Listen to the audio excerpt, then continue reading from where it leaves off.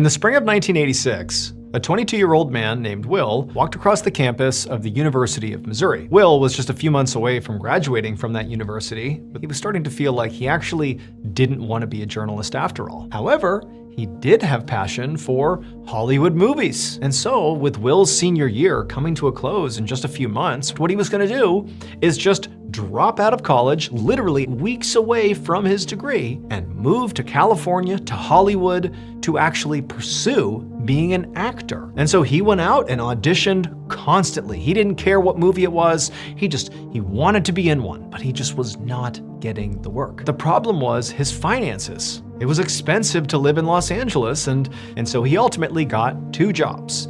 He worked as a mascot for a fast food chicken restaurant, and then at night, he was a limo driver for strippers. Will just sort of accepted that this was his life, because eventually it was not going to be his life. But what was really happening is he was spending a lot of his time being the chicken suit guy and driving strippers around. It just sort of felt like he was working these 2 kind of awful jobs all the time. And ultimately, what he decided to do was, you know what? I'm going to quit one of my jobs. He decided he would quit the limo stripper job to buy a little bit more time during the day so he could audition a little bit more, and for a little while he would just put all of his effort into that and hopefully land a big spot. And if he didn't, well, then his big dream likely was not going to pan out and he'd have to move back home. On Will's final shift as a stripper driver, one of the strippers actually said something to him that totally changed his life. During the day, she too was trying to become an actress. She told Will that, in addition to auditioning and, working when you had to, you should also take this particular acting class. He goes to the acting class and, the stripper is there and she's so excited to see him. And at some point during the class, the instructor says, okay, we're gonna pair you up